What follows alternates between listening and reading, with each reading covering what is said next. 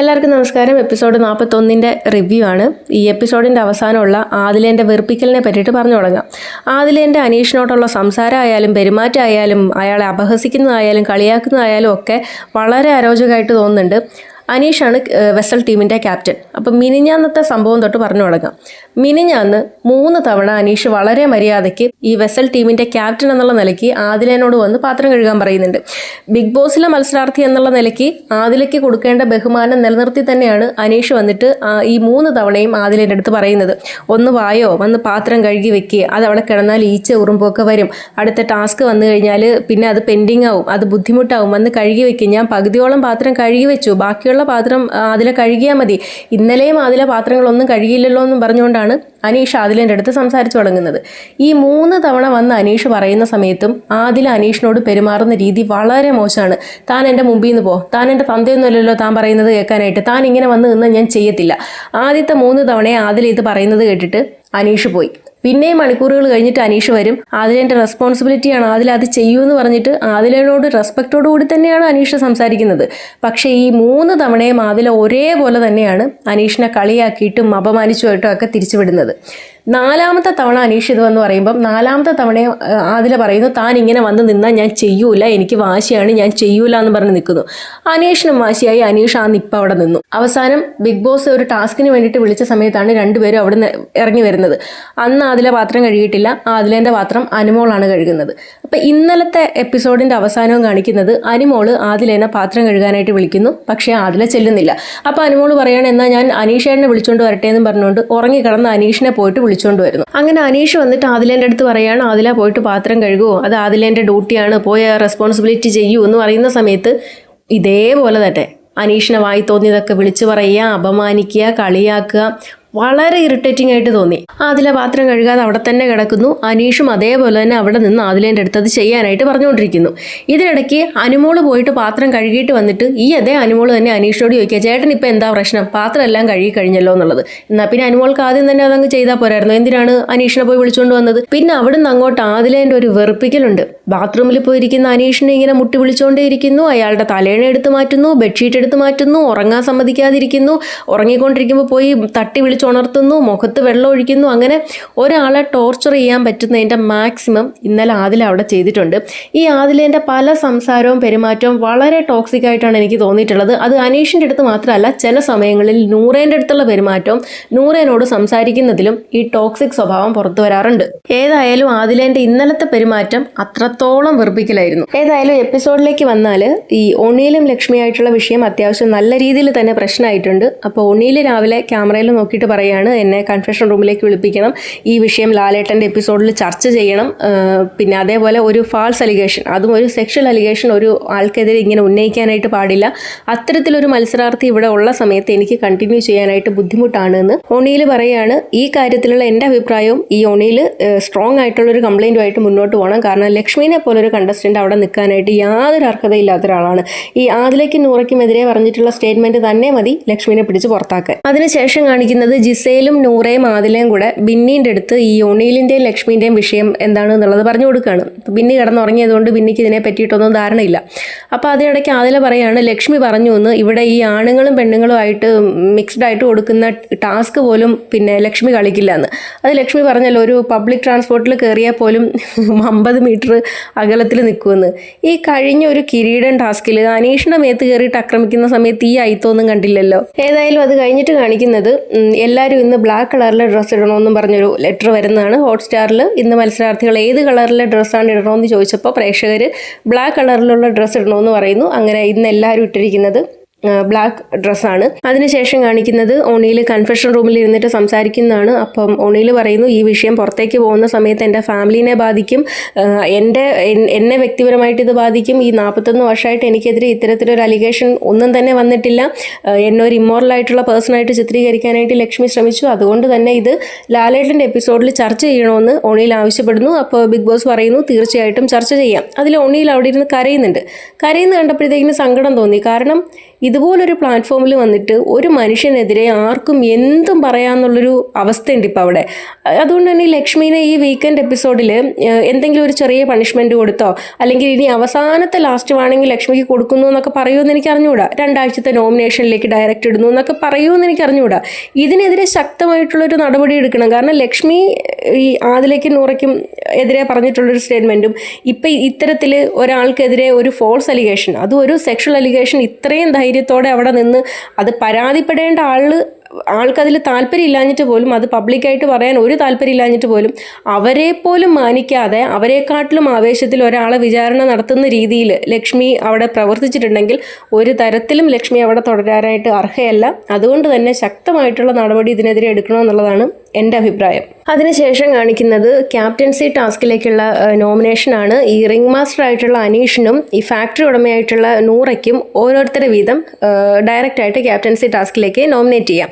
അതിൽ അനീഷിന് സർക്കസിലുള്ള ടീമിലെ ഒരാളെയും നൂറയ്ക്ക് ഫാക്ടറി തൊഴിലാളികളിൽ ഒരാളെയാണ് ചെയ്യേണ്ടത്. അനീഷ് വന്നിട്ട് റെനേനെ നോമിനേറ്റ് ചെയ്യുന്നു, നൂറയാണെങ്കിൽ ഒണീലിനെ നോമിനേറ്റ് ചെയ്യുന്നു. അത് കഴിഞ്ഞിട്ട് ബിഗ് ബോസ് പറയുകയാണ് ബാക്കി മൂന്നാമത്തെ ഒരാളെ എല്ലാവരും കൂടെ വോട്ട് ചെയ്ത് തീരുമാനിക്കാൻ പറയുന്നു.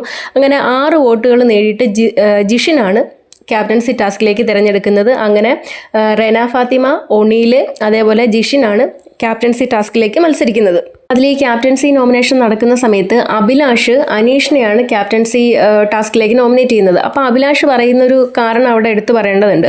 അഭിലാഷ് പറയുന്നത് ഇതുവരെ ആ ഹൗസിലുണ്ടായിരുന്ന ഒരു പ്രശ്നമാണ് ഈ കഴിക്കുന്ന പ്ലേറ്റും അവരവർ കഴിക്കുന്ന പ്ലേറ്റും കപ്പും ആരും കഴുകി വയ്ക്കുന്നില്ല എന്നുള്ളത്. അതിൽ അനീഷ് വെസൽ ടീം ക്യാപ്റ്റൻ ആയതിനു ശേഷമാണ് ഈ സ്വന്തമായിട്ട് കഴിക്കുന്ന പ്ലേറ്റും കപ്പുകളും ഒന്നും അവിടെ ആരും വെക്കാതെ ആ ഒരു പ്രശ്നം അവിടെ ക്ലിയർ ചെയ്തിട്ടുള്ളതെന്ന് പറഞ്ഞിട്ടാണ് ഈ അഭിലാഷ് അനീഷിനെ ക്യാപ്റ്റൻസിയിലേക്ക് നോമിനേറ്റ് ചെയ്യുന്നത്. അത് എടുത്തു പറയേണ്ട ഒരു വിഷയമായിട്ട് എനിക്ക് തോന്നുന്നു. കാരണം ഇപ്പം ഈ 41 എപ്പിസോഡാണ്. ഈ 41 ദിവസവും ഒരാളും അവിടെ മര്യാദയ്ക്ക് ഈ പാത്രങ്ങൾ കൊണ്ടുവന്ന് അവിടെ വെച്ചിട്ട് പോകുക എന്നുള്ളതല്ലാതെ കഴുകി വെക്കാൻ പോലും ഉള്ള മര്യാദ അവിടെ കാണിക്കാത്ത ആൾക്കാരായിരുന്നു. അത് അനീഷിന് എല്ലാവരെയും കൊണ്ട് അത് ചെയ്യിപ്പിക്കാൻ പറ്റിയിട്ടുണ്ടെന്നുണ്ടെങ്കിൽ അനീഷിനെ അഭിനന്ദിക്കേണ്ട കാര്യം തന്നെയാണ്. അങ്ങനെ ഈ ക്യാപ്റ്റൻസി നോമിനേഷനൊക്കെ കഴിഞ്ഞ സമയത്ത് പ്രവീൺ ഇവിടെ ക്യാമറ നോക്കിയിട്ട് സംസാരിക്കുകയാണ്. കാരണം പ്രവീൺ നല്ല കിച്ചൺ ക്യാപ്റ്റനാണ്, അവിടെ ഉണ്ടാകുന്ന എല്ലാ പ്രശ്നങ്ങളും ഒക്കെ പ്രവീൺ നന്നായിട്ട് തന്നെ സോൾവ് ചെയ്യുന്നുണ്ട് എന്നൊക്കെ പറഞ്ഞ് പ്രവീണിനെ പുകഴ്ത്തിയിട്ട് ക്യാപ്റ്റൻസി ടാസ്കിലേക്ക് നോമിനേറ്റ് ചെയ്യാനായിട്ട് അവസരം വന്ന സമയത്ത് പ്രവീൺ പ്രതീക്ഷിച്ചിട്ടുള്ള ആൾക്കാരൊന്നും പ്രവീണിനെ ചെയ്തില്ല. അപ്പോൾ അതിനുള്ളൊരു പരാതി പ്രവീൺ ക്യാമറയിൽ നോക്കിയിട്ട് പറയുകയാണ്, ഇനി അടുത്ത ആഴ്ച നോക്കിക്കോ, ഞാൻ ഇവിടെ വെച്ചിരിക്കുന്ന സാധനങ്ങളെല്ലാം എടുത്ത് കഴിക്കും എന്നൊക്കെ പറഞ്ഞുകൊണ്ട് പ്രവീൺ സംസാരിക്കുന്നുണ്ട്. അതിനുശേഷമാണ് ലക്ഷറി ഷോപ്പിംഗ്, അതായത് ഈ സർക്കസ് ടീമിൻ്റെ കയ്യിലുള്ള ഗോൾഡ് കോയിൻ ഉപയോഗിച്ചിട്ട് പണിപ്പുരയിലേക്ക് പോകാനായിട്ടുള്ളൊരു അവസരം. നെവിൻ്റെ കയ്യിൽ 1 ഗോൾഡ് കോയിൻ ഉണ്ട്, അനുമോളുടെ കയ്യിൽ 3 എണ്ണം, റെനേൻ്റെ കയ്യിൽ 4 എണ്ണം, ആര്യൻ്റെ കയ്യിൽ 3 എണ്ണം, ജിസേലിൻ്റെ കയ്യിൽ 2 എണ്ണം, അനീഷിൻ്റെ കയ്യിൽ 3 എണ്ണം. അങ്ങനെ ടോട്ടൽ 20 ഗോൾഡ് കോയിൻസ് ആണ് ഇവരുടെ കയ്യിലുള്ളത്. ഈ സാധനങ്ങളുടെ മൂല്യം നിർണ്ണയിക്കുന്നത് ഗോൾഡ് കോയിൻസിൻ്റെ എണ്ണം വെച്ചിട്ടാണ്. അപ്പോൾ 20 ഗോൾഡ് കോയിൻസിന് തത്തുല്യമായിട്ടുള്ള സാധനങ്ങൾ മാത്രമേ പർച്ചേസ് ചെയ്യാനായിട്ട് പറ്റുള്ളൂ. അതുപോലെ തന്നെ 3 മിനിറ്റോളം സമയമുണ്ട്. അങ്ങനെ എല്ലാവരും ഗാർഡൻ ഏരിയയിലേക്ക് വരുന്നു. ഇവരെല്ലാവരും തന്നെ അകത്ത് പോയിട്ട് 18 കോയിൻസിനുള്ള സാധനങ്ങൾ എടുക്കുന്നുണ്ട്. ഈ അകത്ത് പോയി 3 മിനിറ്റോളം സമയമുണ്ടല്ലോ, അതിനിടയ്ക്ക് നെവിൻ്റെ ഒരു വലിയൊരു ഡ്രാമ.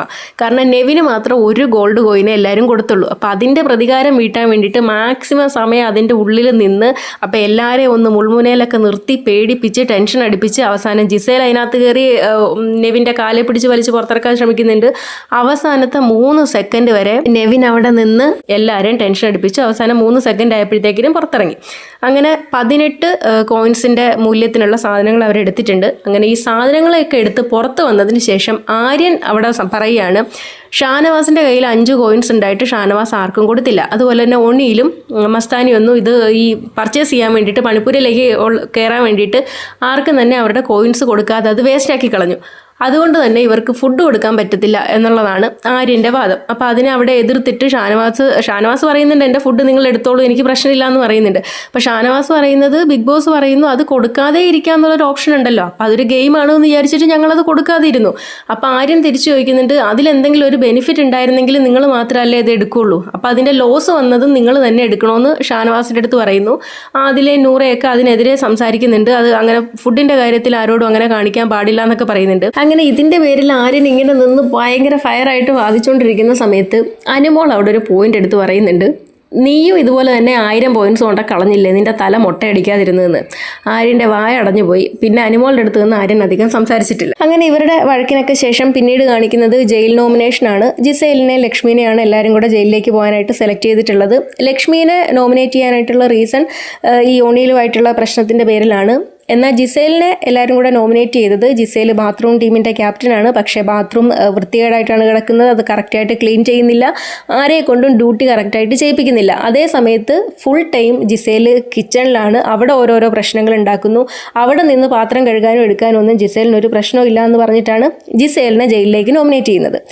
അതിൽ അക്ബറും ജിസേലിനെ തന്നെയാണ് നോമിനേറ്റ് ചെയ്യുന്നത്. അപ്പോൾ അക്ബർ പറയുന്ന റീസൺ ഇവിടെ പലരും പറയുന്ന കേട്ടു, ജിസേലിൻ്റെ കൈക്ക് പരിക്കുള്ളത് കൊണ്ടാണ് ബാത്റൂം കറക്റ്റായിട്ട് ക്ലീൻ ചെയ്യാത്തതെന്ന്. എന്നാൽ ആര്യൻ്റെ പാത്രം കഴുകാനും നെവിൻ്റെ പാത്രം കഴുകാനും ജിസേലിനൊരു കുഴപ്പമില്ല. അപ്പോൾ അതുകൊണ്ട് ജിസേലിനെ ജയിലിലേക്ക് നോമിനേറ്റ് ചെയ്യുന്നു എന്ന് പറയുന്നു.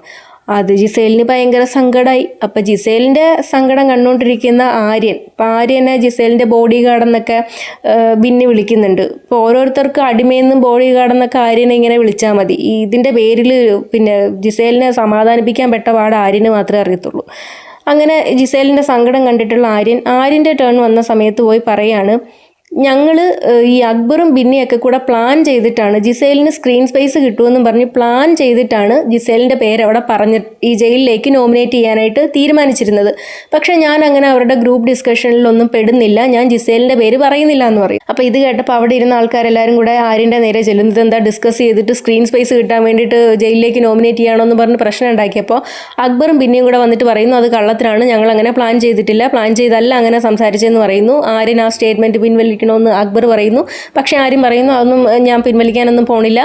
എന്നിട്ട് ആര്യൻ അവിടെ നിന്ന് ലക്ഷ്മീനെയും അനീഷിനെയും നോമിനേറ്റ് ചെയ്യുന്നുണ്ട്. എൻ്റെ പൊന്നോ, ഈ നോമിനേഷൻ കഴിഞ്ഞ സമയത്ത് അക്ബർ ജയിലിലേക്ക് നോമിനേറ്റ് ചെയ്തു എന്നും പറഞ്ഞുകൊണ്ട് ജിസേൽ ഒരേ കരച്ചിൽ. അക്ബർ പുറകെ നടന്ന് കാല് പിടിക്കുന്നത് പോലെ അങ്ങനെയല്ല ഇങ്ങനെയല്ല അതുകൊണ്ടല്ല ഇതുകൊണ്ടല്ല ആദ്യം കണ്ടത് ജിസേലിനെയാണെന്നൊക്കെ പറഞ്ഞുകൊണ്ട് അക്ബറിൻ്റെ ഒരുതരം കാല് പിടിക്കൽ. ഏതായാലും സ്ട്രോങ് ആയിട്ട് നിന്ന് ജിസേലിനെതിരെ സംസാരിച്ചു. ആ ഉള്ള വില ഈ നോമിനേഷൻ കഴിഞ്ഞ സമയത്ത് അക്ബർ കളഞ്ഞു കുളിച്ചു. പിന്നെ അങ്ങോട്ട് ആര്യനും ഇതേപോലെ തന്നെ അങ്ങനെയല്ലേ ഞാൻ നിനക്ക് വേണ്ടിയിട്ട് വീട്ടുകാർ മൊത്തം എനിക്കെതിരായിട്ട് സംസാരിച്ചു എന്നൊക്കെ പറഞ്ഞുകൊണ്ട് പിന്നെ ജിസേലിനെ സമാധാനിപ്പിക്കാൻ പെടാപ്പാട് പെടുന്ന ആര്യൻ. ഈ ആര്യൻ്റെ കാര്യം ഒരു വല്ലാത്ത കഷ്ടം തന്നെയാണ്. ബിഗ് ബോസിൽ മത്സരിക്കാൻ വന്ന 2 മത്സരാർത്ഥികളാണ് ആര്യനും ജിസേലും. ഇവിടെ ജിസേലിൻ്റെ പാത്രം കഴുകാനും തുണി കഴുകാനും ജിസേലിനെ ആരെങ്കിലും എന്തെങ്കിലും പറഞ്ഞാൽ അവർക്കെതിരെ സംസാരിക്കാനും ജിസേൽ ചെയ്യുന്ന തെറ്റിനെയൊക്കെ മുന്നിൽ നിന്ന് ന്യായീകരിക്കലും ഒക്കെയാണ് ഇപ്പോഴത്തെ ആര്യൻ്റെ പണി. ഈ ആര്യൻ്റെയും അക്ബറിൻ്റെയൊക്കെ കാര്യം വല്ലാത്തൊരു കഷ്ടം തന്നെ.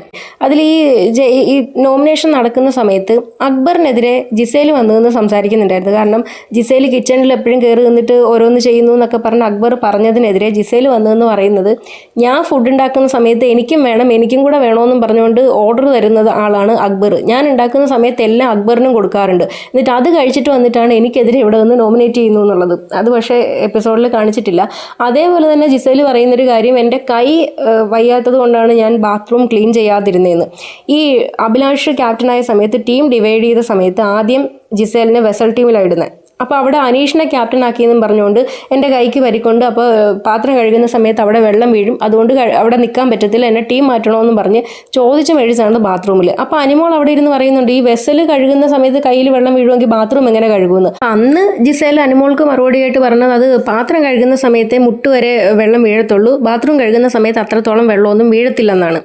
അതേ ജിസേൽ തന്നെയാണ് ഇന്നത് നേരെ തിരിച്ച് മാറ്റി പറയുന്നത്. പിന്നെ ജിസേലിന് ഇത് പുത്തരി ഇല്ലാത്തതുകൊണ്ട് വേറെ ഇങ്ങനെ മാറ്റി മാറ്റി പറയുന്നതിലൊന്നും പ്രത്യേകിച്ച് കാര്യമൊന്നും.